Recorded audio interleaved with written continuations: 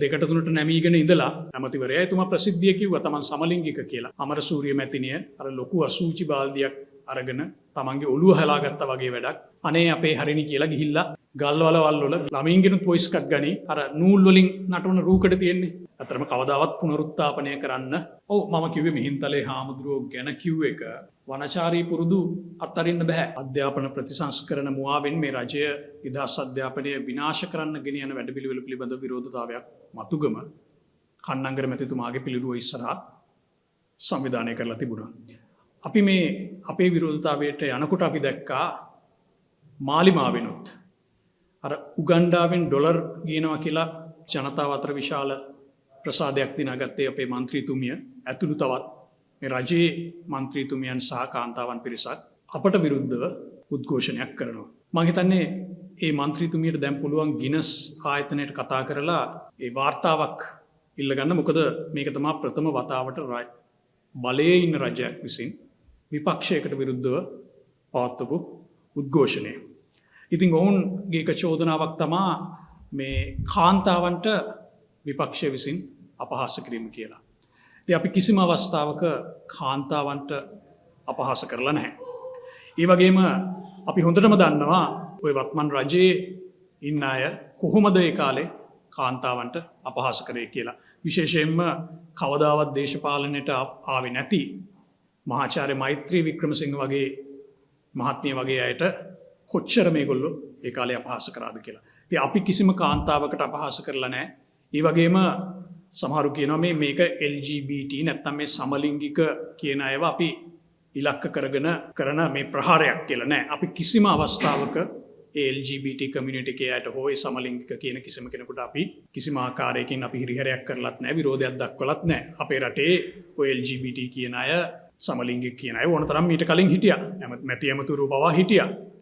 ඔබ දන්නවා මංගල සමරවීර ඇමතිවරයා එතුමා ප්‍රසිද්ධිය කිව්වා තමන් සමලිංගික කියලා. එහෙම කිව්වට පස්සේ මේ ලංකාවේ බොහොම සම්ප්‍රදායික බෞද්ධ විශාල පිරිසක් ඉන්න මාතර දිස්ත්‍රික්කයෙන් එතුමාව පාර්ලිමේන්තුවට එව්වා. ඉතින් අපි විරුද්ධ මේ LGBT කියන මේ බටහිරින් එන වෝක් සංස්කෘතිය ලංකාවට ගෙනල්ලා ලංකාවේ සංස්කෘතිය මකා දමන එක, විශේෂයෙන්ම මේ වෝක් සංස්කෘතිය කියන එක අපේ පාසල් පද්ධතිය තුළට අධ්‍යාපන ප්‍රතිසංස්කරණ හරහා රිංගවන එක. මේ වෝක් සංස්කෘතිය කොටසක් තමයි මේ LGBT කියන්නේ. ඉතින් අපි ඒකට තමා අපේ විරෝධතාවය දැක්වුවේ. එතකොට අධ්‍යාපන ඇමතිනිය හැටියට හරිනි මැතිනිය මේකට සම්පූර්ණ වගකීම බාර ගන්න ඕන. ඉතින් අද ඇත්තටම වෙලා තියෙන්නේ මේ හරිනි අමරසූරිය මැතිනිය අර ලොකු අසූචි බාල්දියක් අරගෙන තමන්ගේ ඔළුව හලාගත්තා වගේ වැඩක්. ඊට පස්සේ මේ ආණ්ඩුවේ ඉන්න සියලුම නායකයොත් අනේ අපේ හරිනි කියලා ගිහිල්ලා මෙයව බදාගත්තා. දැන් මේගොල්ලෝ ඔක්කොම මේ ඇඟේ අසූචි නාගෙන දැන් මේ උත්සාහ කරනවා මේ ගඳ වහගන්න පොඩි හඳුන් කූරු පත්තු කරනවා. එහෙම නැත්නම් පොඩ්ඩක් මේ ඩියෝඩරන්ට්ස් ටිකක් ඊනවා වගේ වැඩ කරන්න. අපි දැක්කා තරුණ හාමුදුරු කෙනෙක්, තරුණ මෙහෙණින් වහන්සේ කෙනෙක්, සමහර කාන්තාවෝ කීප දෙනෙක් දාලා මේ අපේ හරිනි එහෙම නැහැ, හරිනි මැතිනිය ශ්‍රේෂ්ඨ කාන්තාවක් වගේ ප්‍රකාශ නිකුත් කරනවා. තව ටිකක් ගිහිල්ලා මේගොල්ලෝ මට හිතෙන්නේ අර 6 වසරේ ළමයින්ගෙනුත් වොයිස් එකක් ගනි අපේ අධ්‍යාපන ඇමතිතුමිය ශ්‍රේෂ්ඨ කාන්තාවක් කියලා. ඉතින් ඒ වගේම මේගොල්ලෝ කියන තව දෙයක් තමයි මේ අපිට ඇහුණ මේ අපි යකඩ ගැහැණු කියලා. අපි මොකෙකුටවත් බය නැහැ කියලා. ඇත්තට මේ යකඩ ගැහැණු අපි ඕන තරම් දැකලා තියෙනවා. අර යුද්ධෙට ගිහිල්ලා මේ මැරිච්ච ආබාධිත වෙච්ච රණවිරුවන්ගේ බිරින්දෑවරු අපි දැකලා තියෙනවා දරුවෝ දෙතුන් දෙනෙක් හදාගෙන ඒ තමන්ගේ දෙමව්පියන්ට, තමන්ගේ සාම්පුරුෂයාගේ දෙමව්පියන්ට විප්පියම්වත් නඩත්තු කරගෙන කොහොමද රස්සාවකුත් කරන ගමන් කොහොමද මේ ජීවත් වුනේ කියලා. ඒගොල්ලෝ තමා යකඩ ගැහැණු. අදත් ගමකට ගියොත් එහෙම බලා ගන්න පුළුවන් තමන්ගේ දරුවන්ගේ දරුවොත් ආරක්ෂා කරන්න ගල්වලවල් වල, වීමවල වල, රබර් රතු වල වැඩ කරන අම්මලා. ඒගොල්ලෝ තමා යකඩ ගැහැණු. මේගොල්ලෝ නම් අපිට යකඩ ගැහැණු වගේ පේන්නේ නැහැ. මේගොල්ලෝ ඇත්තටම මේ පක්ෂ කාර්යාලයට ගිහිල්ලා තමන්ගේ පක්ෂයේ නායකයෝ දැක්කහම වචනයක් කටින් පිට කරගන්න බැරුව කෙලසින්දින මේ බොහොම දෙකට තුනට නැමීගෙන ඉඳලා මේ එළියට ඇවිල්ලා මේ තමන්ගේ පක්ෂයේ නායකින්ගෙන් ලකුණු දාගන්න, ඒ වගේම මේ NGO ආයතන වලින් දෙන ඩොලර් ටික එකතු කරගන්න, පැයක් විතර මේකප් දාගෙන ඇවිල්ලා සන්ග්ලාස් දෙකක් දාගෙන පොඩ්ඩක් කෑ ගහලා යන අය.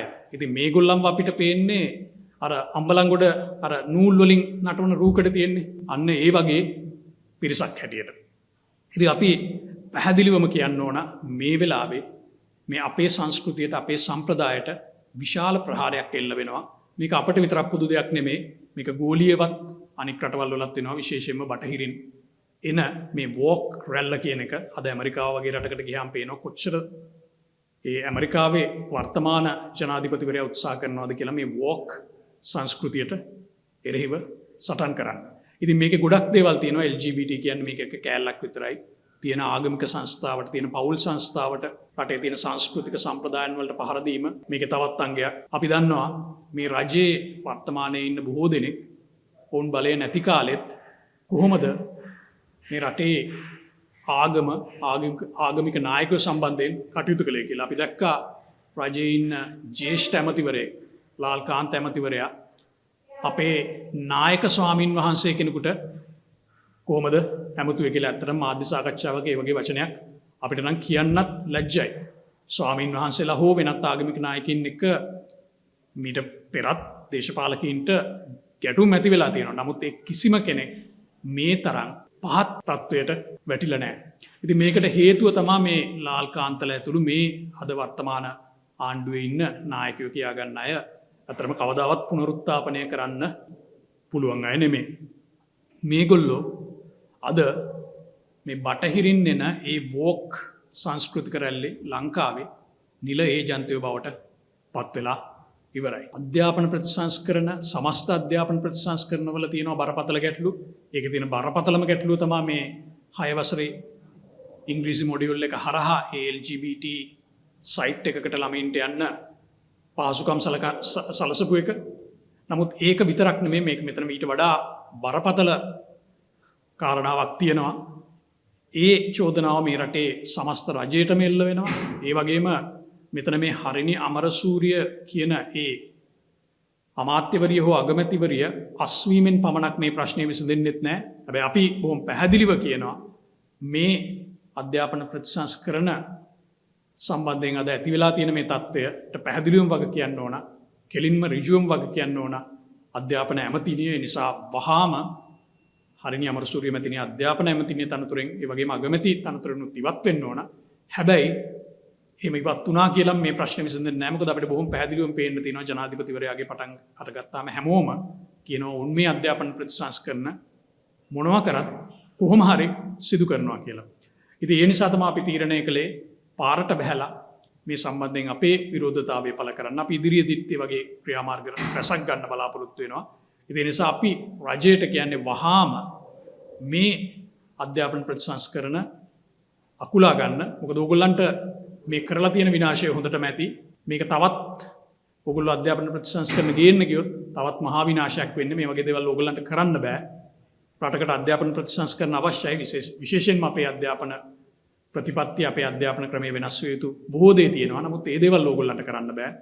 ඒක ඊට පස්සේ කවුරු හරි සුදුසුකම් තියන අය අවිල්ල කරයි. ඉතින් ඒ අනුව අපි රජයෙන් ඉල්ලා සිටිනවා වහාම මේ අධ්‍යාපන ප්‍රතිසංස්කරණ අකුලා ගන්න කියලා. මේ වෙද්දී අධ්‍යාපන අමාත්‍යාංශය ඉදිරිපිටදී මේ විරෝධතාවයක් කරනවා හිටපු අමාත්‍ය විමල් වීරවංශ මහතා මේ හරිනි සත්‍යග්‍රහයක්. ඒකද හරිනි go home කියලා. මොකද්ද ඔබගේ ස්ථාවරය ඔබ පක්ෂය හැටියට මොකද ඒ ගැන පිළිබඳව? නෑ පක්ෂය හැටියට අපේ ස්ථාවරයත් ඒකම තමයි හරිනි අමරසූරිය වහාම ගෙදර යන්න ඕන කියන එක ගැන අපිට කිසිම තර්කයක් නැහැ. ඉතින් විමල් වීරවංශ මැතිතුමා එතුමායි සත්‍යග්‍රහයක් ආරම්භ කළා. ඒ වගේම විපක්ෂයේ අපි දැක්කා ඊයේ කතරගම ගිහිල්ලා තවත් වෙනස් ආකාරයකින් විරෝධතාවයක් දැක්වුවා. ඉතින් අපි මේ රටේ ඉන්න සියලුම ජනතාවට මව්වරුන්ට පියවරුන්ට හැමෝටම ආරාධනා කරනවා මේ පාරට බහැලා මේ ආණ්ඩුවට දැනෙන විදිහට තමන්ගේ විරෝධතාවය දක්වන්න කියලා. ඔබතුමාලත් ඒ මතුකමති විරෝධතාවය දක්වා තවත් ඉදිරි විරෝධතාව දක්වනවද? මේ අධ්‍යාපන ප්‍රතිසංස්කරණ ආණ්ඩුව අකුලා ගන්න කල් අපි අපගේ විරෝධතාවය දිගටම දක්වනවා. ඒ වගේ මම අර කලින් කිව්වා වගේ මේ වෝක් රැල්ල කියන එක මේක අධ්‍යාපන ප්‍රතිසංස්කරණ විතරක් නෙමෙයි විවිධාකාරයෙන් මේ රජය මේ රට තුළ ක්‍රියාත්මක කරන්න බලාපොරොත්තු වෙනවා. ඉතින් අපි ඒ සම්බන්ධයෙන් දිගටම අපේ විරෝධතාවය දක්වනවා. ආණ්ඩුවේ තියෙන ප්‍රධානම ප්‍රශ්නේ එය හැටියටද සලකන්නේ නැත්නම් වෙනත් ඒවාක් තියෙනවද?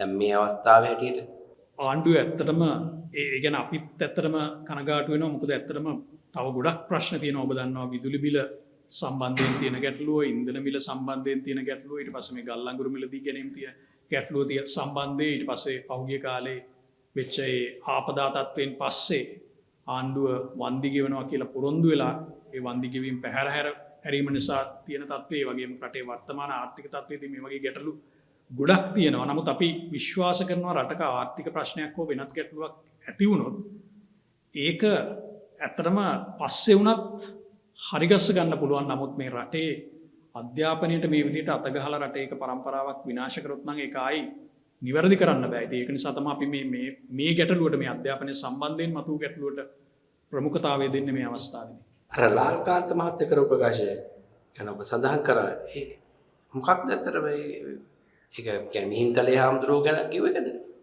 ඔව් මම කිව්වේ මිහින්තලේ හාමුදුරුවෝ ගැන කිව්ව එක මං හිතන්නේ තුම පාවිච්චි කරපු වචනේ තමයි වනචාරියෙක් කියලා.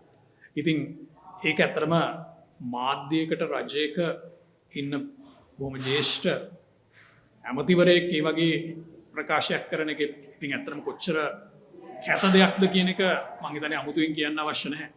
මම ඒකයි කිව්වේ මේගොල්ලන්ව මේ අර පුනරුත්ථාපනය කරන්න බැරි පිරිසක් මේගොල්ලෝ රජයක් අරගෙන රජයේ ඉහළ තනතුරු ලබාගෙන අර කොච්චර හොඳ තැනකට හොඳ තනතුරු වලට ආවත් මේගොල්ලන්ට ඉතින් පරණ වනචාරී පුරුදු අත්හරින්න බෑ. ඉතින් ඒක නිසා තමයි මේ විදිහට හැසිරෙන්නේ.